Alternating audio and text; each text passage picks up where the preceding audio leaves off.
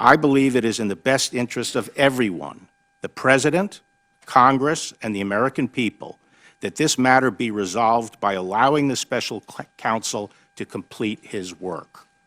The country needs a credible resolution to these issues. If confirmed, I will not permit partisan politics, personal interests, or any other improper consideration to interfere with this or any other investigation. I will follow the special counsel regulations scrupulously and in good faith, and on my watch, Bob will be allowed to finish his work. Second, I also believe it is very important that the public and Congress be informed of the results of the special counsel's work. My goal will be to provide as much transparency as I can consistent with the law.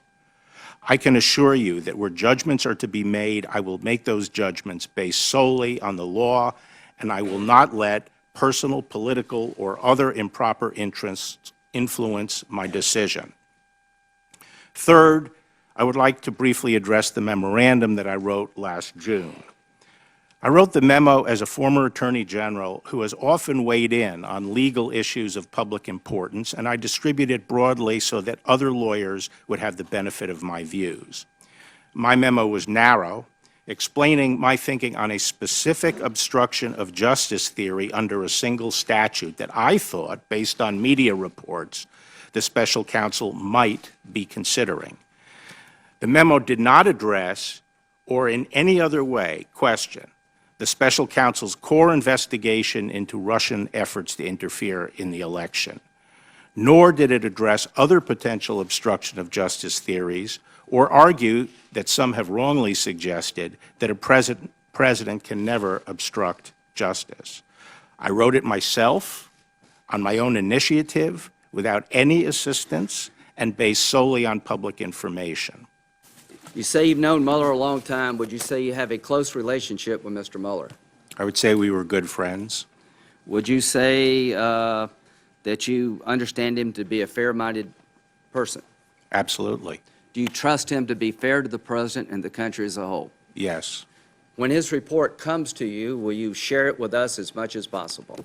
Consistent with the regulations and the law, yes. Do you believe Mr. Mueller would be involved in a witch hunt against anybody?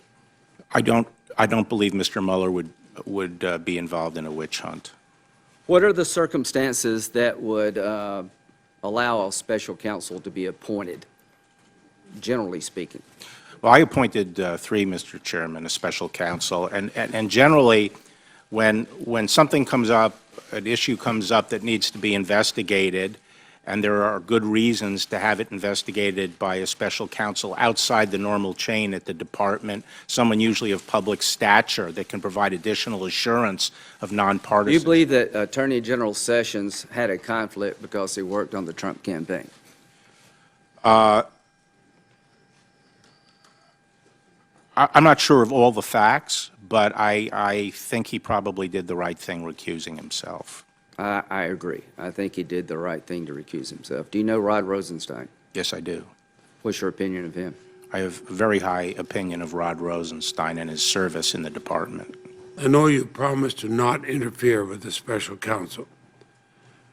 Are there any circumstances that would cause you to terminate the investigation or any component of it, or significantly restrict its funding?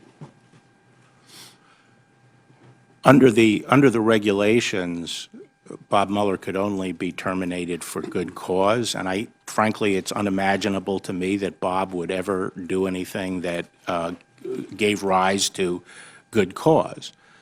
But in theory, if something happened that was good cause, for me, it would actually take more than that. It'd have to be pretty grave, and the public interest would essentially have to compel it, because I believe right now the overarching public interest is to allow him to finish.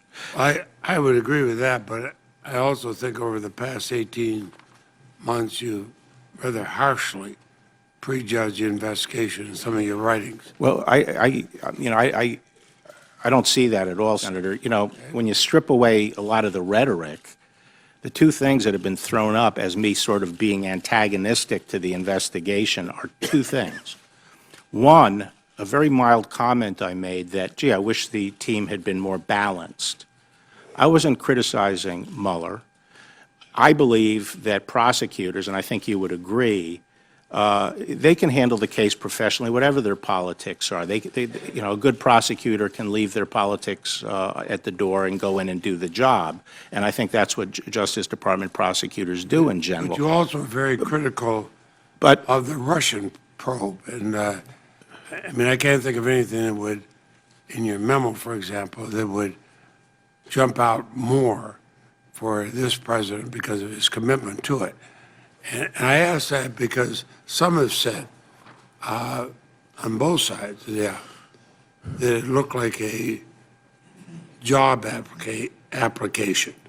And so that's what I want you to refer to. Well, you know, that's ludicrous. If I wanted the job and was going after the job, there are many more direct ways of me bringing myself to the president's attention than writing an 18-page legal memorandum, Or sending it to the criticizing- Department of Justice and routing it to other. But also publicly criticize the Russian probe. I mean, How have I criticized the Russian probe? you don't have any criticism of the Russian probe? Not at all. I think, I believe the Russians interfered or attempted to interfere with the election, and I think we have to get to the bottom of it. So you would be in favor of releasing the investigative report when it's completed? As I've said, I'm in favor of as much transparency as there can be, consistent with the rules and the law. Do you see a case where the president could claim executive privilege and say that parts of the report could not be released? Well, I don't have a clue as to what would be in the report. The report could end up being, you know, not very big. I don't know what's going to be in the report. In theory, if there was executive privilege material to which an executive privilege claim could be made, it might, you know, someone might raise a claim of executive privilege. A number of my colleagues on both sides have asked, and I'll bet you'll hear more, questions along the line of what would be your breaking point? When would you pick up and leave? When is your Jim Mattis moment when the president has asked you to do something which you think is inconsistent with your oath? Doesn't that give you some pause as you embark on this journey? It might give me pause if I was 45 or 50 years old, but it doesn't give me pause right now because I had a very good life. I have a very good life. I love it. But I also want to help in this circumstance, and I am not going to do anything that I think is wrong, and I will not be bullied into doing anything I think is wrong by anybody, whether it be editorial boards or Congress or the president. I'm going to do what I think is right. Why is it that the Department of Justice rules, which also apply to the FBI, make it clear that our chief law enforcement agencies in this country should not get tangled up in election politics? Are there policies in place that try to insulate the investigations and the decisions of the Department of Justice and FBI from getting involved in elections? Yes, Senator, there are. And why is that? Well, obviously, because the incumbent party has their hands on the, among other reasons, they have their hands on the levers of the law enforcement apparatus of the country, and you don't want it used against the opposing political party. And that's what happened when the counterintelligence investigation of the Trump campaign began in late July and continued on through, well, presumably to Director Comey's firing and beyond. Well, I'm not in a position to, you know, make a judgment about it because I don't know what the predicate was for it. I think I said, you know, it's strange to have a counterintelligence investigation of a president, but I'm not, you know, I just don't know what the predicate is, and if I'm confirmed, I assume I'll find out. Well, as been pointed out earlier, it is the major avenue by which drugs come into the country. heroin, fentanyl, all the serious drugs are coming across that border.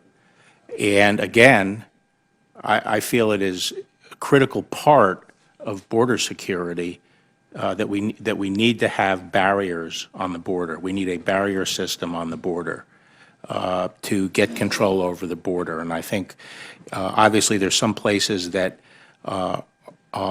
more of the traffic comes over than others, but unless you have a system across the border, you're not going to be able to deal with it because you'll just displace it. If you build a barrier in one place, you'll just displace it to another. So we need a barrier system across the border. Part of that is illegal immigration, but a big part of it also is preventing the influx of drugs.